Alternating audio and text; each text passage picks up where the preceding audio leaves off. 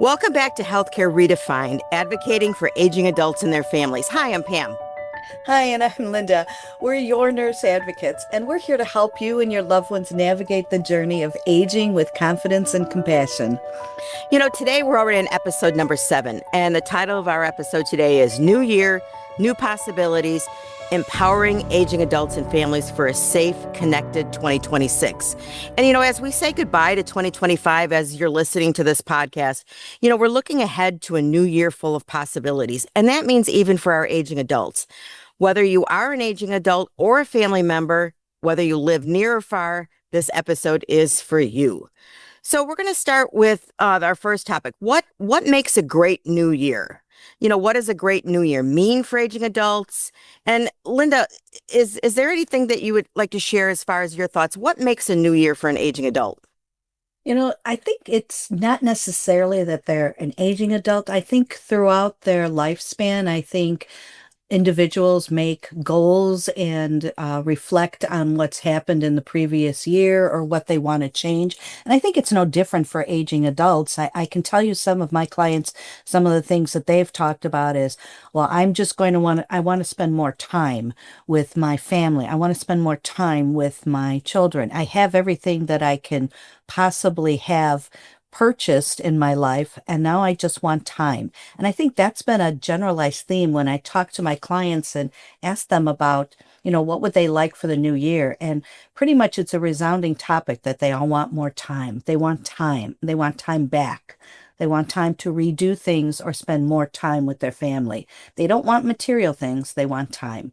That's a really great point. So I think it's, much more than just, resolutions, like you said. So today we're going to be breaking down 4 essentials. We're going to talk about 4 topics that pertain to a thriving 2026. And those topics are winter safety, finding purpose and social connection. And we're going to talk about why that's really important for our aging adults, advanced life planning, and also preparing for possible moves. So in reflecting on what a great new year means for aging adults, how do you think goals change as you age? It's the importance of intention setting versus resolution. Like Linda said so clearly, it's you think about what does that new year want to be for you? You want to have more time. And there's a lot of things that aging adults can do. We're going to talk a little bit about milestones that they have to achieve in order to successfully meet the aging adult section of their growth and development. We're going to talk a little bit about that later. But, what's the role of your family in supporting aging loved ones? If you're an adult child listening to this podcast, what are your goals to help foster a great 2026 for your parents? Whether you're live close to them or whether you're long distance, what can you do to help foster a great new year for your aging loved ones? We're going to look at encouraging realistic and meaningful goals. What are some physical, emotional, social? We're going to talk about some statistics about socialization and how that can impact our aging adults. And we're going to look at challenges and opportunities that may be unique or specific to our aging adults during the year. And again, how can you, as a family member, open up the conversation that needs to occur to help your aging loved one have a great 2026? So the first segment, we're going to turn this over to Linda, and Linda's going to talk about winter safety for aging adults. Yeah, that's a really good topic.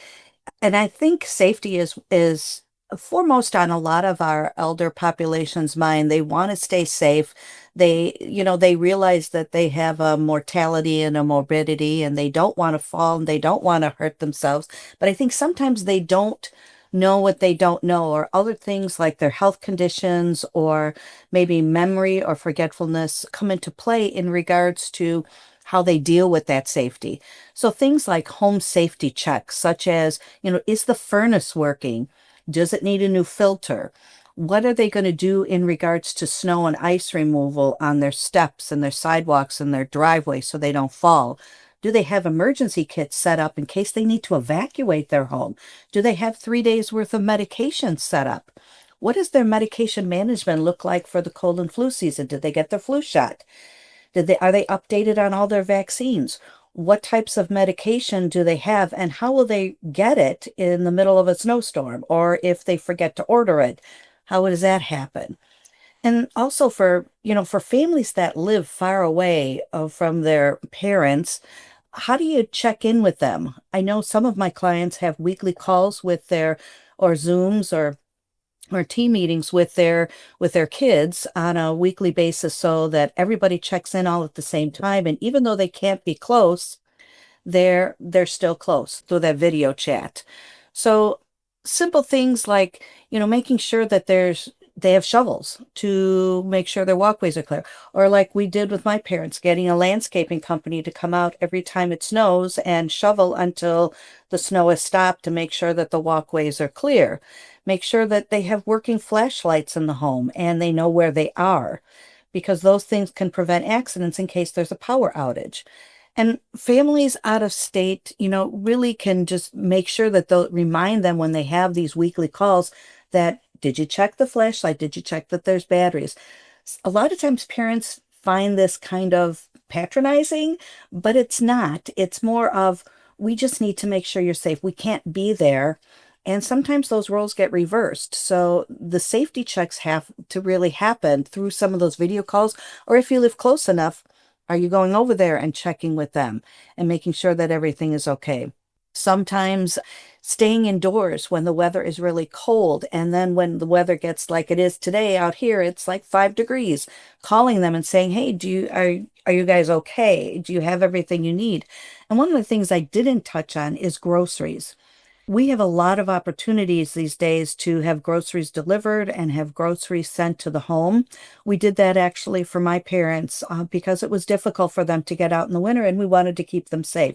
So we had groceries delivered to the house, and all they had to do was go to the front porch, bring it in, and put it away. So those things can also be put into place to help your aging adult with winter and keeping them safe at home. Transportation, such as how are they going to get to these places? Are they safe to drive? Is the car in working orders? Does it need tires? A lot of times we take a lot of those things for granted, but we really can't. As we age, we really have to be intentional about the things that we do and the goals that we set, and about, how we're going to accomplish certain goals.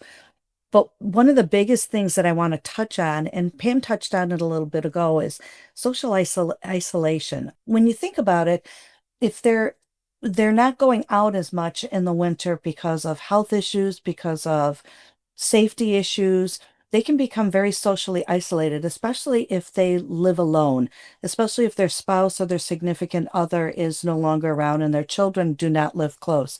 Social isolation is a huge issue, and it can increase falls and it can increase depression and it can increase confusion. So making sure that they stay connected somehow through, either video calls, talking to friends on the phone, making sure that they have groups or Bible studies or churches that they can go to when the weather is better. Those are the things that are going to keep them from being socially isolated.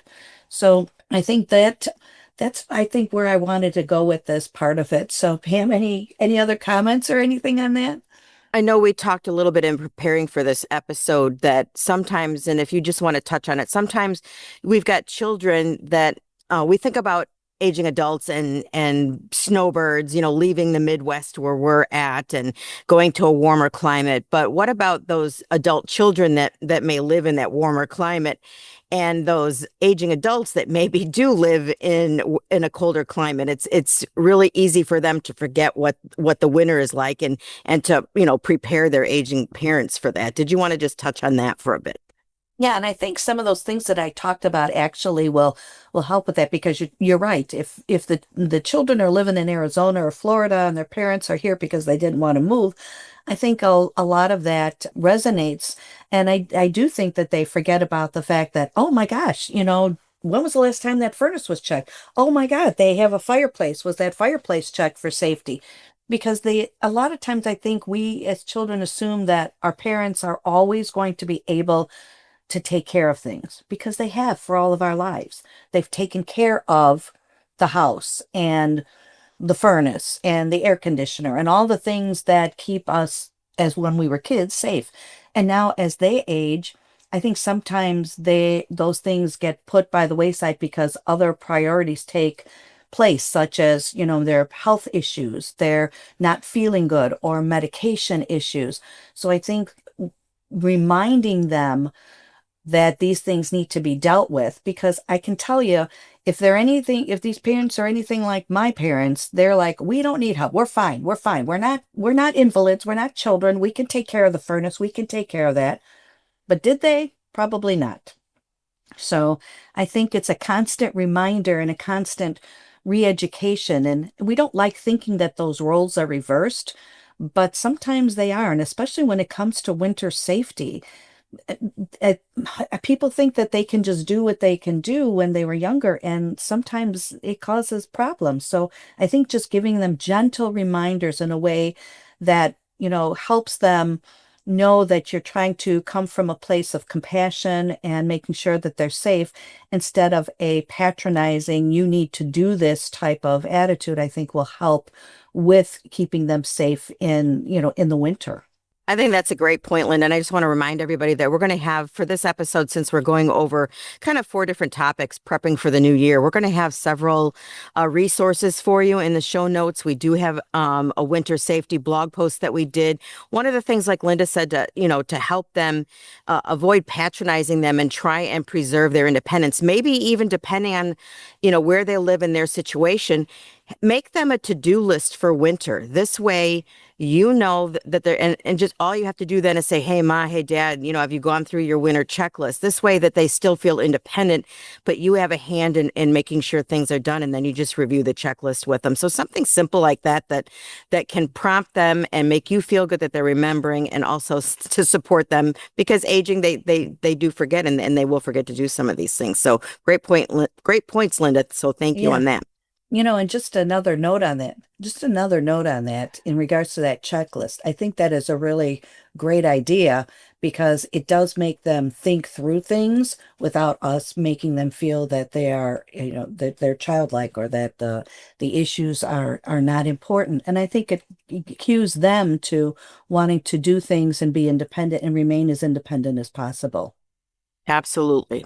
And speaking of that, we're going to move into the next segment. We're going to talk about goals for purpose and socialization.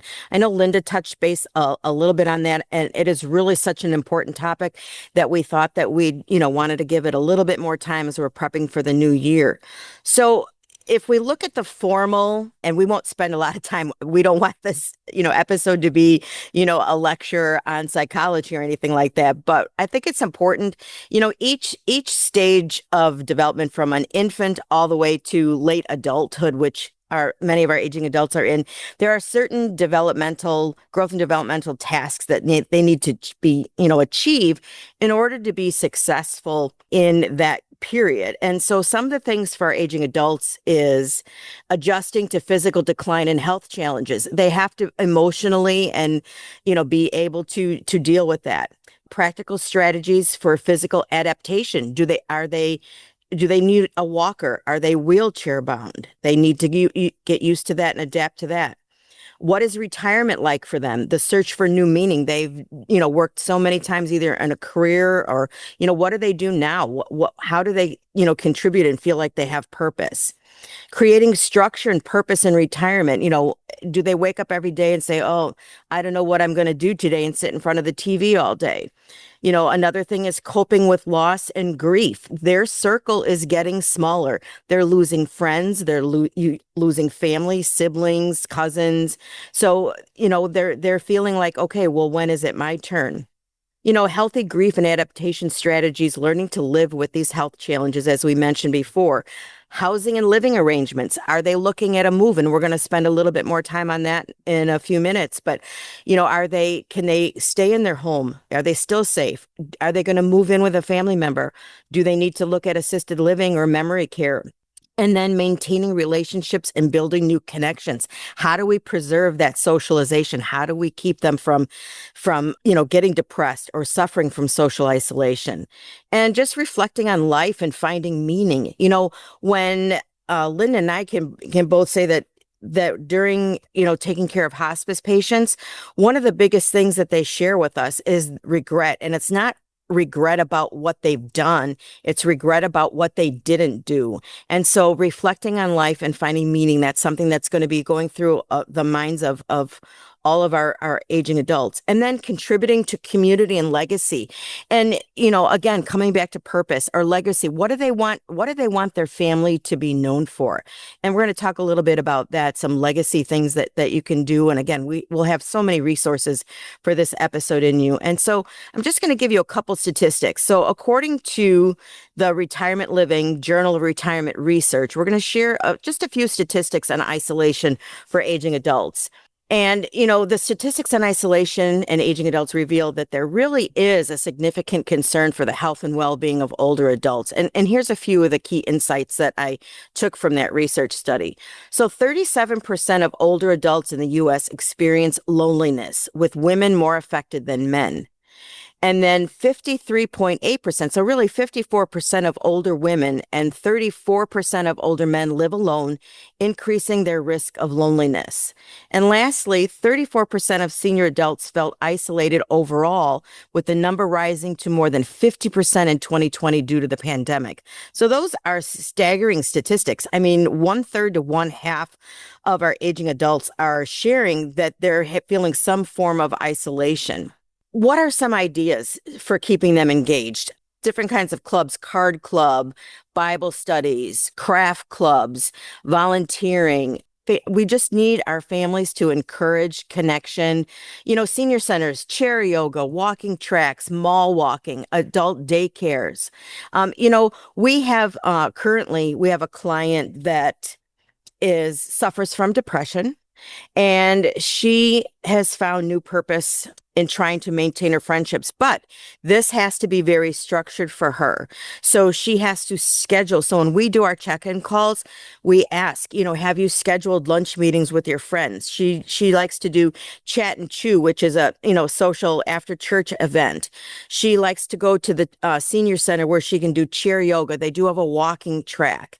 And so sometimes this is a struggle for her, but really part of our month, 2 times a month check-in with her is to go through this list and see what she's doing to get out of the house. And now it's going to be a little bit more hard with the winter, but we have to do some outlets for her. Otherwise, she does kind of withdraw and becomes a victim of isolation, even though her husband is there and does his best. We have to really encourage her. Linda, is there anything before we move on to your next topic? Is there anything that you'd like to say about, what we talked about here? I think isolation is a huge issue, and I think it has a domino effect on their physical well-being. So a lot of times isolation will cause them to have more physical symptoms, and sometimes it actually causes people to not see certain symptoms. So if they're isolated and they're not around other people, a lot of times our friends and our family are the ones that can observe symptoms that we might be presenting, that we look pale, or we haven't been eating as well, or we lost weight. And if we're socially isolated, a lot of times that part of our physical well-being can be overlooked. That's a great point, Linda. And as families are getting together with their aging loved ones over the holidays, take a peek in the fridge, take a peek in the freezer. How are they eating? How do their clothes look on them? Ask them, oh, what have you been doing to keep busy?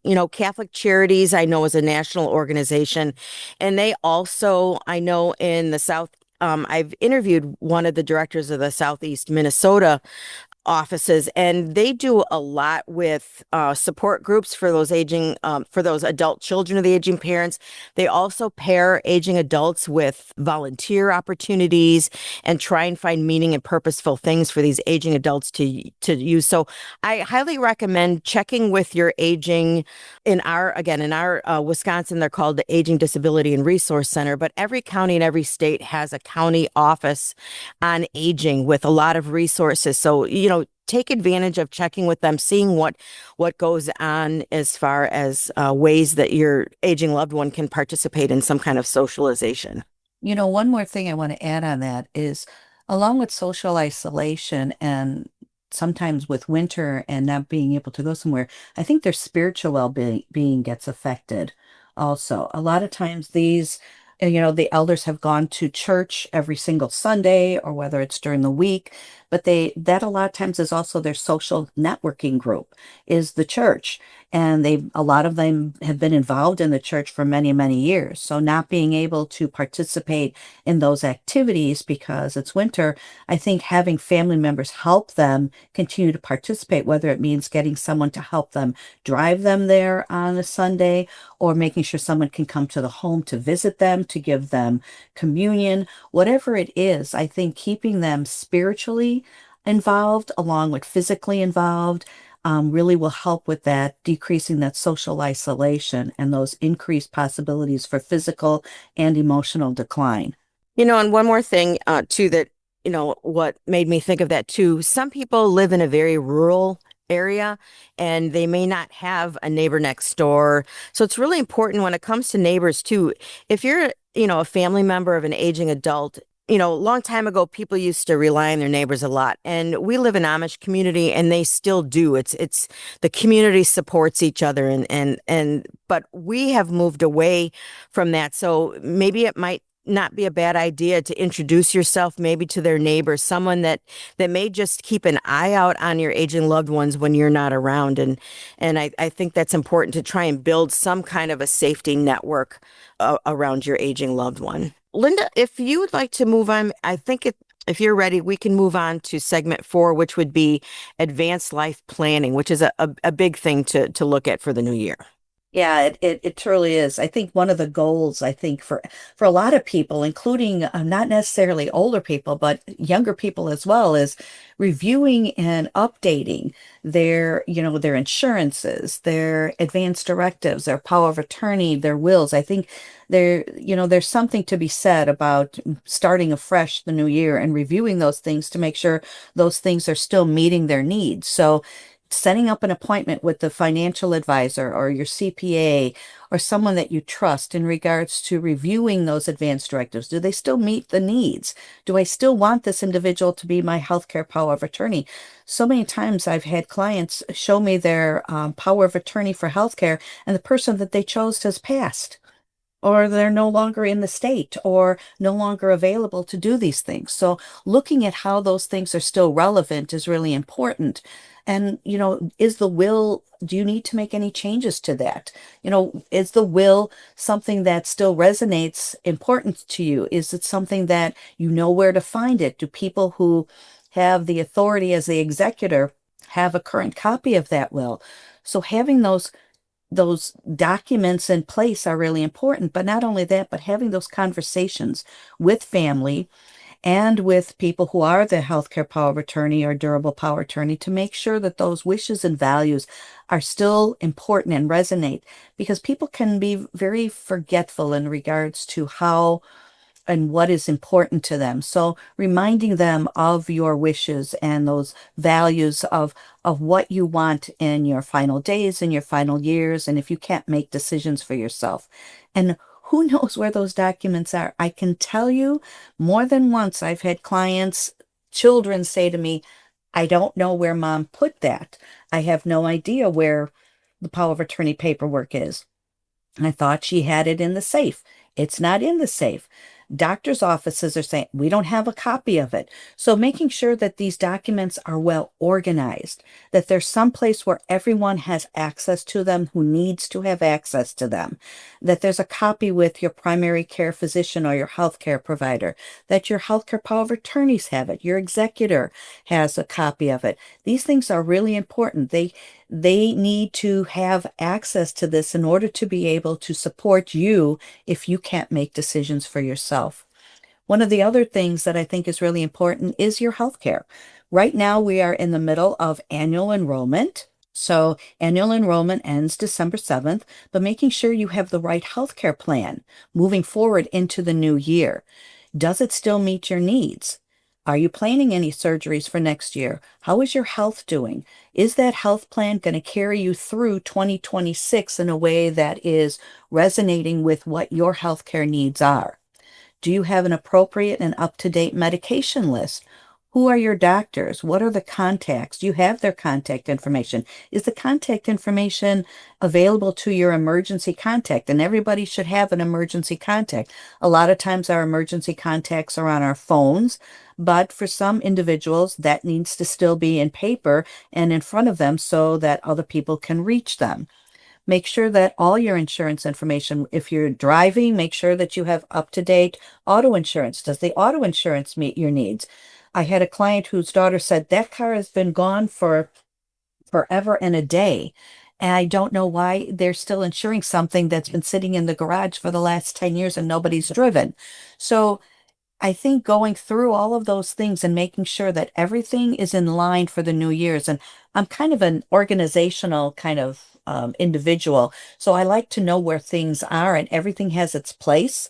So I think that sometimes I go overboard on it, but to me, it's really important to have those things organized because if you're unable to make those decisions or you forget where these things are, somebody else is your backup. And it's okay to ask for help. It's okay to ask for that support. You know, you have to plan for the what ifs. You have to plan for that hospitalization you didn't plan on, those emergencies you didn't plan on, those unexpected changes like when the roof leaks or the furnace goes out, or you end up, falling in the shower, God forbid that, you end up in the ED. How do you plan for those things? Make sure that you're talking to your families about such topics and that are sensitive to you in regards to things that may cause you stress or fear in regards to money or in regards to your health care or current diagnoses or exacerbations of a disease process. Make sure that you're talking to people about those. And, we do have a lot of checklists and guides available to you in the show notes today. So please check those out because they can really help make sure things stay organized because it does give you peace of mind when you're prepared. I mean, you can't manage something if you don't know what it is that you're managing. So it's not necessarily sometimes easy to talk about. And a lot of times family members say, oh, no, I don't want to talk about it. Or like, oh, dad, mom took care of this. And one thing that I find really interesting is I had a client last year that said to me, I really don't know how to do this. My husband took care of everything. So when he passed away unexpectedly, she had no idea where to start. She had no idea what bills needed to be paid, how the bills were paid, what was in the bank account, how many bank accounts they had, because she relied on her husband for 57 years to take care of all of those things. And that's how the relationship was.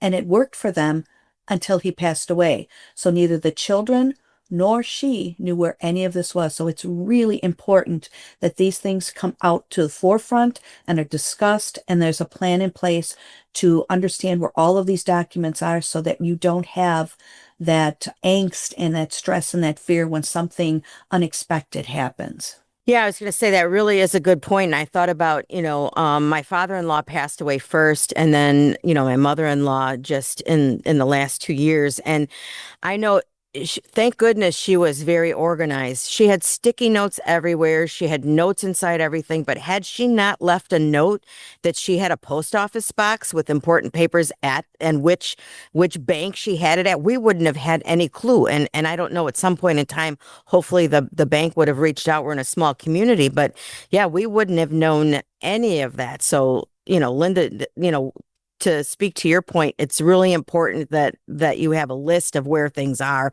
and that people other than the person working on them, shares that information on where the things can be found. All right, so now let's move on to the next segment, and that's preparing for possible relocation.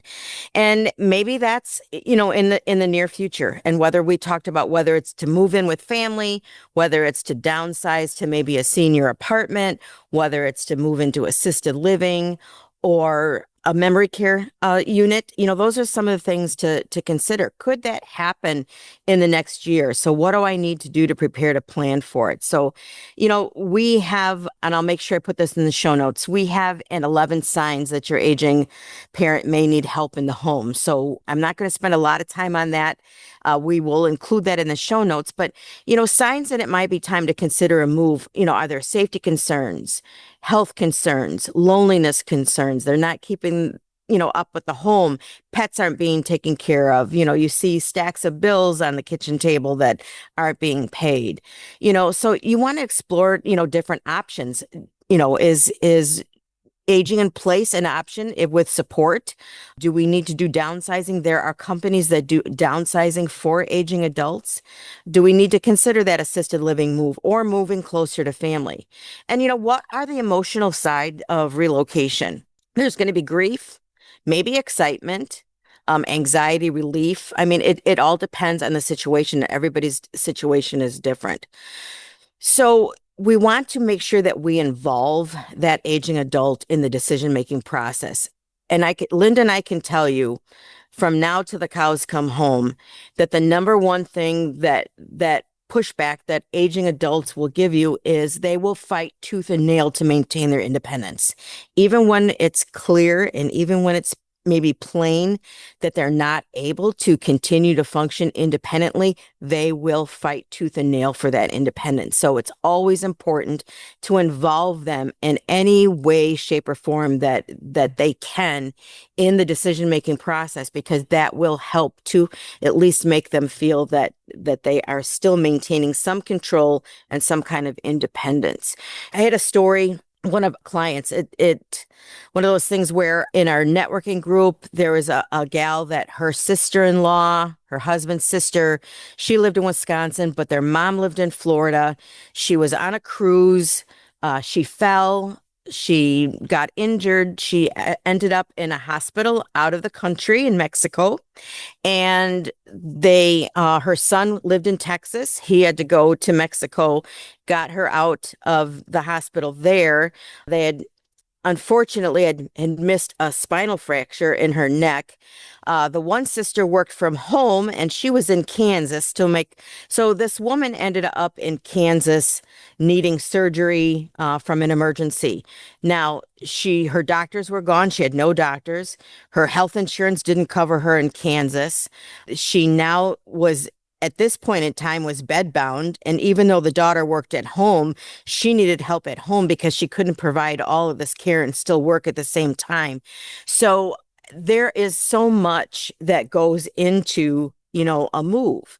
And so we're going to talk just then for a minute on some of the clinical aspects, some of the things that Linda and I would be experts at in helping with a move for an aging adult. So, how to prepare for your new primary doctors. What about your healthcare insurance? What about your Medicare? We were going to have to make sure that you are covered. Now, was she covered because of an emergency? Yes, but she wasn't covered for routine things. She had no doctor to renew her prescriptions. So that was something very basic that we had to deal with right away is she had no way of getting her regular medications refilled. And so we're going to look at Medicare and insurance coverage after a move. What are your local healthcare resources depending on that situation of that aging adult? What are they going to need? What resources are they going to need? Are they going to need any healthcare equipment? Some people are oxygen, dependent. And so we can help work on all those things, help you find those community resources, hook you up with the new county on your aging resources, and find out which providers are in network for you based on your new insurance. So there's a lot of things that we can do to help you manage those transitions as well, like we mentioned with the medications, ensuring that you have uninterrupted refills, during and after the move. And these are things that, again, like Linda mentioned before, it's very easy to take these things for granted because they just happen kind of automatically. But when you have this change or this relocation or you're planning for a move, there's a lot of little details that need to be considered. And, what are some of the emotional and social aspects of moving? Maybe socially, it's a good thing. They're going to be able to interact with people their own age. So there may be some very positives. But what about that aging loved one that's been in the home for 50 years, 60 years, and, they don't want to leave that home and they're no longer safe there? What are they going to be going through? Again, we may look at it very practically and say, mom, dad, the time has come. You need to move. You're not safe here anymore at home. That's what we're seeing. That's the practical aspect of, but let me tell you what they're hearing. They're hearing is, I'm going to die soon.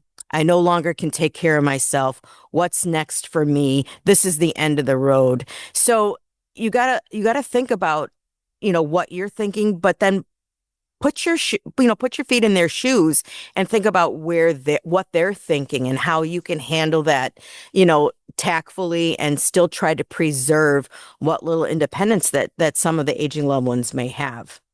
We're going to have in the show notes too, we have a whole guide on relocation, and we're going to talk about, decluttering and organization. There's resources for that. We're going to have tips for a long distance family. There's so many things that you as a long distance family member can do.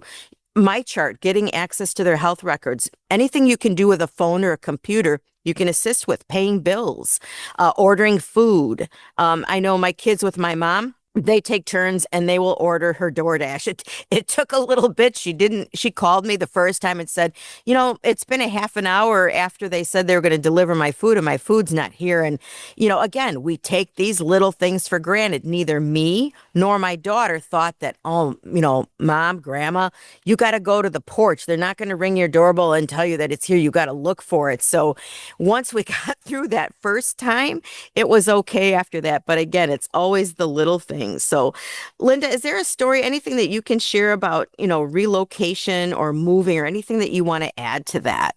Well, I think it's very true that it's an emotional as well as physical stressor on the individual and also their family, especially if they've lived in that neighborhood, they have access to their church and their community and have been part of that community for many, many years.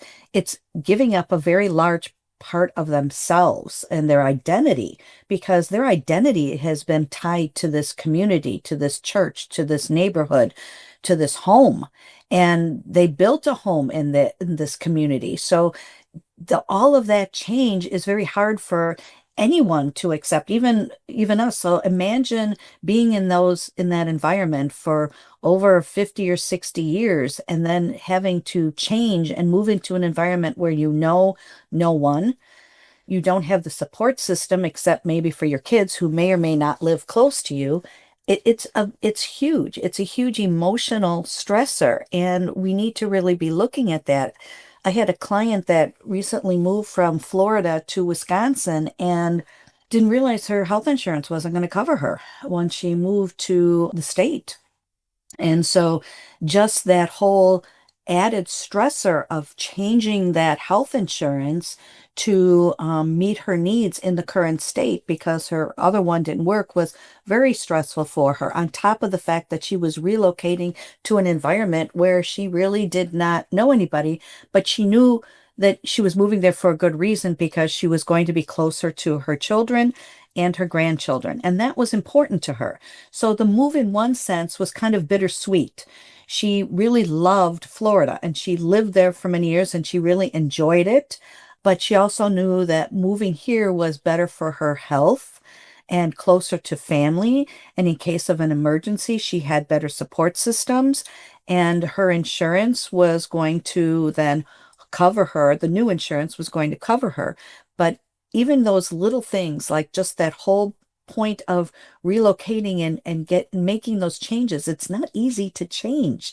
Change is something we all have to go through, but when you're in a routine, just as we all are, and we all have our routines, it's difficult. And we have to look at how it's affecting our aging adult, both emotionally and spiritually and physically. And, there's so many moving pieces when it comes to that relocation, not just the sale of the house, but the changing of the bank accounts and the changing of the health insurance and the pharmacies and the hospital and the doctors and all the things that go along with that have to be assessed, along with, what do I take with me? What do I leave behind? What do I donate? And what do I give to my children? Because I don't need all these things anymore. So all of those have to be taken into account, and it can be very stressful for all parties involved. So you need to just take a breath and take some time and do it one piece at a time. Don't try to do everything all at once because it's very, very stressful when you look at it from the big picture standpoint. That's a great point. And what it made me think of, Linda, is when you mentioned bank accounts, some of the things that we may do as adult children, and both of us, are have aging parents. And you think about making it easier for them, having them auto deductions for their car insurance or their homeowner's insurance or whatever it may be. Now, if they're moving, I hate having to change out all my auto deductions when it comes to changing accounts and so something that we may have set up for them to help make things easy for them, we now have to go through and change, when there's a move. And, I just want to mention too, don't get hung up on, the moving or if the house has to be sold or if, you live long distance and you need someone to box up. There are so many resources out there now for aging adults. There are what we call SRE. Those are senior certified real estate agents that specialize in dealing with our aging adult population and selling their homes and being sensitive to the needs that we mentioned. There are also national companies that do senior relocation. And what I mean by senior relocation, they are the ones that declutter, box everything up, ship it to the new location, move everything. So there are a lot of resources out there that people may not be aware of. And we will again mention those in the show notes. So One thing I just want to add to that is, you know, and you're right, there are a lot of great resources, but a few of the clients that I've had, the children said, mom and dad were kind of like they kept a lot of stuff here at the house. I really don't want anybody else going through this stuff.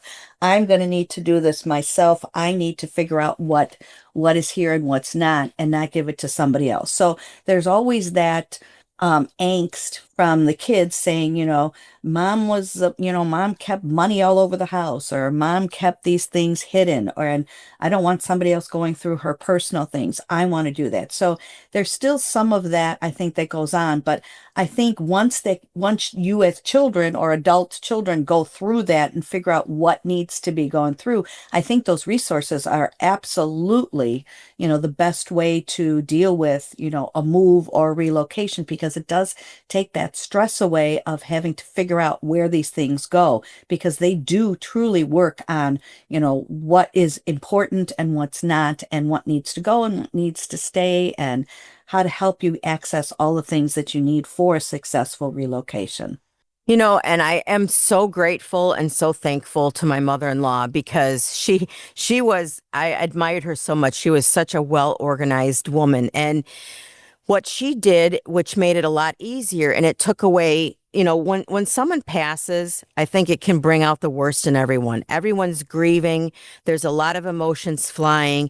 And so when it came to her belongings, the things that were most important, over the years, she wrote the name of the person somewhere inconspicuous or taped a note to the bottom or the back or put a note inside the item, who that would go to. Now, over the years, she remembered who maybe complimented, or, oh, I would love to, I really like that piece, or I like this, or I like that, or her rings or her jewelry. I mean, she assigned all of those things that were important to her to a person, so that when we were going through all of her things, there was no fighting, there was, no bickering with the important things, because she had already written on there who that they were supposed to go to. So even some people may not have been happy with who got what, but nobody argued about it because it was what mom wanted and was what mom put on those items. So just, as you go through and this is something that might help your family as well. So anything else you'd like to say, Linda, before we wrap up? Nope. I think we've pretty much covered a lot of different topics here, and hopefully it's been very helpful. We hope today's episode gives you and your family a roadmap or some type of structure for a safe and meaningful start to 2026. If there's any questions, or if you have any concerns, or if you'd like to have some clarification on what we talked about today, please feel free to let us know. And we also have plenty of checklists and guides for you at the end of the show. So, Pam? Yeah. So, like Linda said, check out the show notes for free resources. We'll have quite a few for this episode: winter safety, life planning, so much more. Remember, the most important thing is you do not have to navigate this journey alone. Linda and I are here. We're willing to help in any way that we can. So please subscribe and share this with someone who might need the support this season in regards to making their 2026 a successful year for all. And thanks for listening to Healthcare Redefined. And we're wishing all of you a very happy and healthy new year. Take care, and we'll see you on the next episode.